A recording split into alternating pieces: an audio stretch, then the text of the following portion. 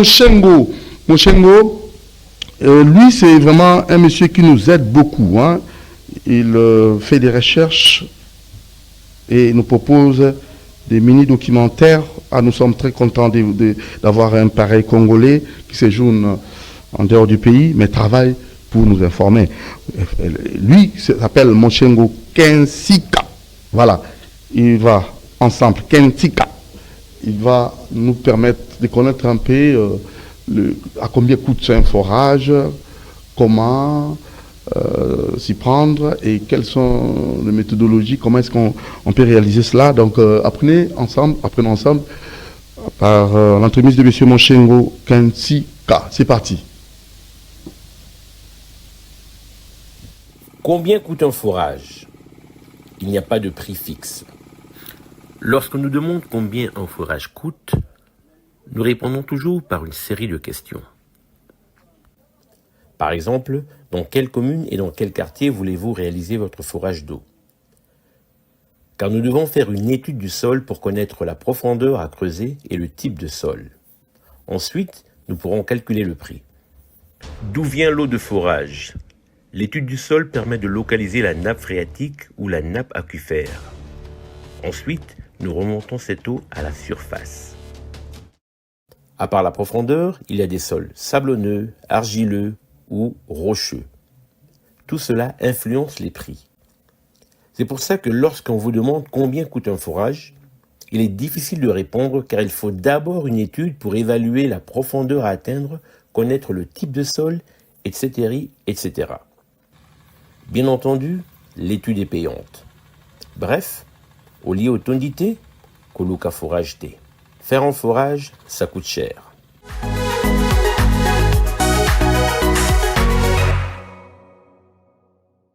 Comprendre le forage en RDC.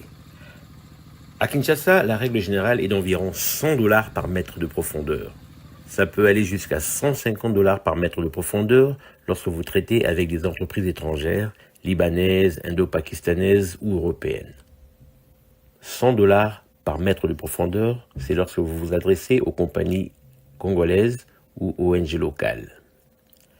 Cette estimation tient compte des intrants nécessaires pour réaliser le forage. Il faudra des tuyaux en PVC de haute qualité qui pourront supporter la pression sous la terre. Il y a aussi plusieurs produits nécessaires au forage et bien entendu la main-d'œuvre.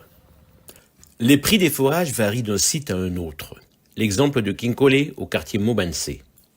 Nous avons réalisé 2 forages dans un même quartier à Kinkole. Pour le premier forage, nous avons trouvé de l'eau à 35 mètres de profondeur, alors que pour le second forage, nous avons dû descendre jusqu'à 70 mètres. On arrive à la 28e tige. Voilà, nous sommes à 42 mètres parce que 28 tiges, donc 28 fois 1,50 m, voilà, on a 42, nous sommes à 42 mètres de profondeur. À la recherche de l'eau à Kinkole. Dans un même quartier, une parcelle peut être plus élevée qu'une autre, par conséquent, la profondeur à atteindre ne sera pas la même. Ce qui prouve que les prix des forages peuvent varier d'un endroit à un autre car la nappe phréatique n'est pas toujours uniforme. Sur ce site de Kinkole, nous devions descendre jusqu'à 70 mètres, tandis que sur ce site, dans le même quartier, la profondeur était plus faible, 35 mètres seulement.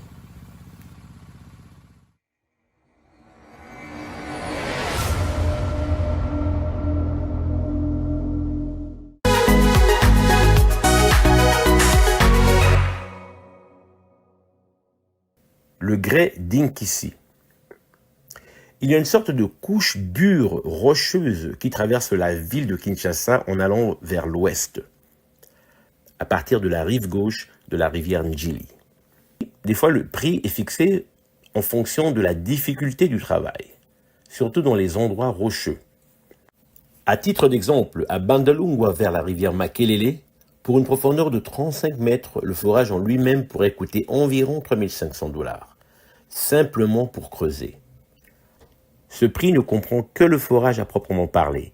Ensuite, il faudra acheter des citernes, des filtres, des robinets, construire un château d'eau métallique ou en béton et finalement connecter la plomberie.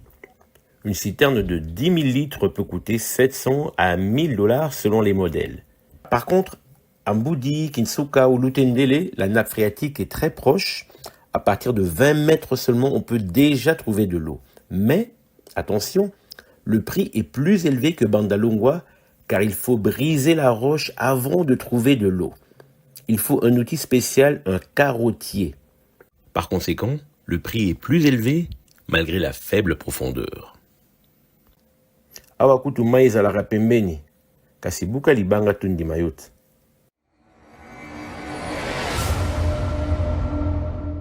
À Binza-Upen, par exemple, la profondeur est d'environ 150 mètres en moyenne ou plus.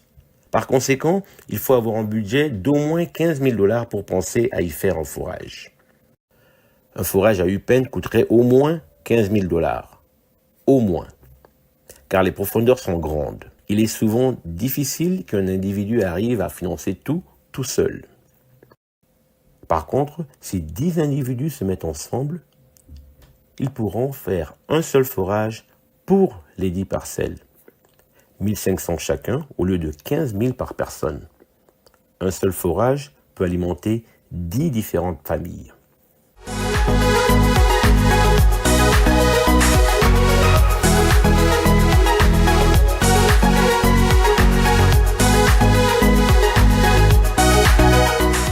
Le défi de Minqao. À Minqao, il n'y a pas beaucoup de forages.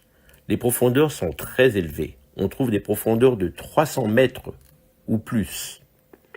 Il est très difficile pour un particulier de débourser plus de 35 000 dollars pour réaliser un forage.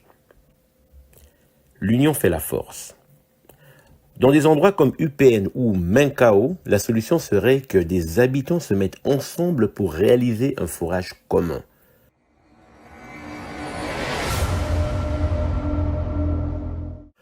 Au croisement de l'avenue Kassavou et Victoire, par exemple, en creusant un peu, vous trouverez déjà de l'eau à 5 mètres. Mais c'est une eau sale, impropre à l'utilisation. Une eau très sale. Okubi Mama Kwanza.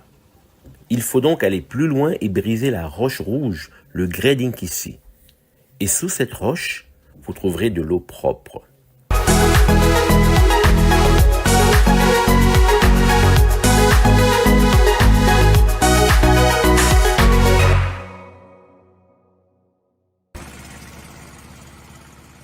Notez bien, une fois le forage terminé, il faudra prévoir environ 2000 à 3000 en plus pour le château d'eau.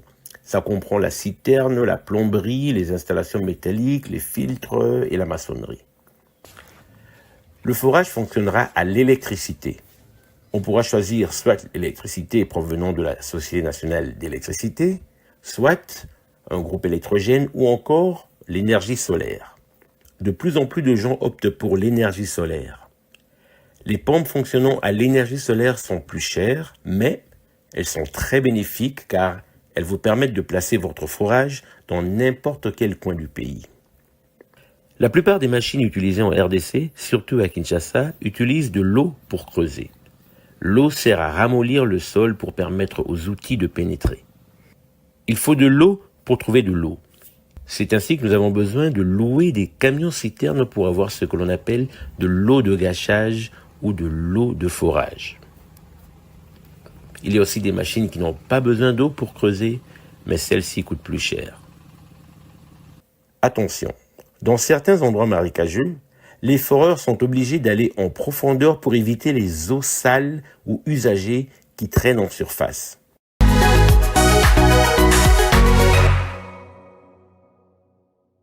Solution. La décentralisation de la distribution d'eau. Chaque commune doit avoir la responsabilité de fournir de l'eau à sa population. Presque chaque commune est traversée par une rivière. Celles qui ne le sont pas peuvent s'organiser avec les communes voisines ou réaliser des forages qui alimenteront des citernes géantes. J'ai vu ce modèle lors de mon séjour en Martinique dans les Caraïbes. La meilleure solution serait de réaliser des citernes géantes quartier par quartier ou décentraliser la distribution d'eau.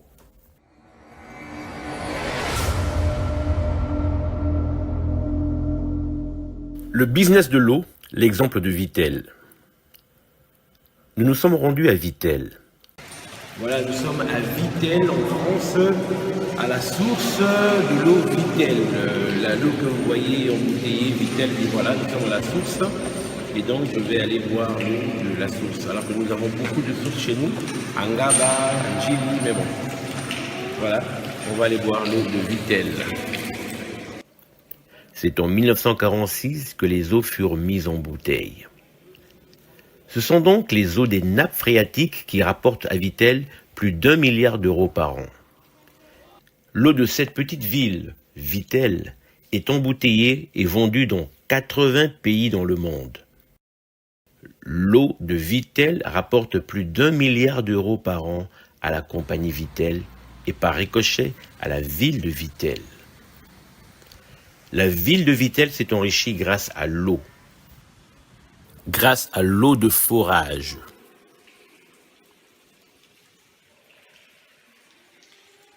Sa marque Vittel est désormais connue dans le monde entier.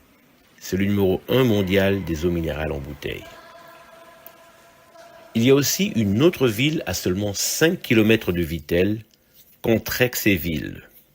Cette petite ville aussi s'est lancée dans le commerce de l'eau en imitant Vittel et a sorti sa propre marque d'eau minérale, Contrex. Contrexéville, Contrex. Aujourd'hui, ces deux marques font partie du groupe Nestlé Waters, qui rapporte 4,5 milliards d'euros par an. Je vais répéter cette phrase. Le groupe Nestlé Waters génère 4,5 milliards d'euros par an en ne vendant que de l'eau en bouteille. Mai ezali mbongo. Bazui mai, batina molangi, bateki. 4,5 milliards d'euros par an. Million T, kasi milliards. Pourtant, chez nous, il y a des sources qui coulent dans le vide. L'eau est une ressource qui peut enrichir le Congo. Je répète, l'eau est une ressource qui peut enrichir le Congo. Avec toutes les sources et les rivières que nous avons, le potentiel est énorme. La ville de Kinshasa possède un réseau complexe de cours d'eau. Voici une liste des principaux cours d'eau, incluant les rivières et les ruisseaux de la région. Principaux cours d'eau de Kinshasa. Fleuve Congo. Rivière Bandalungwa. Rivière Barumbu. Rivière Binza. Rivière Bumbu. Rivière Kanluka. Rivière Funa. Rivière Gombe. Rivière Kalamu. Rivière Kasavubu. Rivière Kikimi. Rivière Kimwenza. Rivière Kintambo. Rivière Kinzenze. Rivière Lemba. Rivière Livulu. Rivière Lukaya. Rivière Makelele. Rivière Malemba. Rivière Mangungu. Rivière Massina. Rivière Matete. Rivière Mombele. Rivière Mongafula. Rivière Njili. Rivière Ngaba.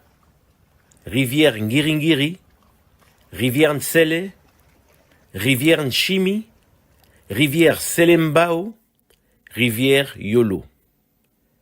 Il y a au moins 31 rivières qui traversent la ville de Kinshasa, sans compter les différentes petites sources. Il est donc possible de créer 31 points de distribution d'eau à travers la ville.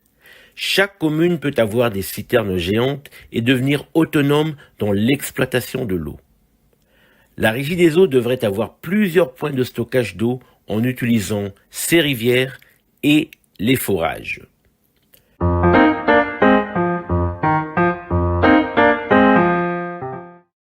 La République démocratique du Congo possède un réseau hydrographique extrêmement riche et diversifié, comprenant de nombreuses rivières et lacs. Il est donc impossible de manquer d'eau au Congo. Je répète, il est impossible de manquer d'eau au Congo. Il est estimé qu'il y a environ 12 000 rivières en République démocratique du Congo. Cette estimation inclut des rivières majeures, des affluents et des petits cours d'eau qui sillonnent le pays. De plus, il y a environ 50 lacs. Et là, nous ne parlons que de l'eau que nous voyons à la surface. le réseau souterrain est encore plus diversifié. Bref, avec un minimum d'organisation, nous pouvons non seulement subvenir aux besoins de la population en eau, mais aussi en revendre dans le monde entier. À bon entendeur, salut.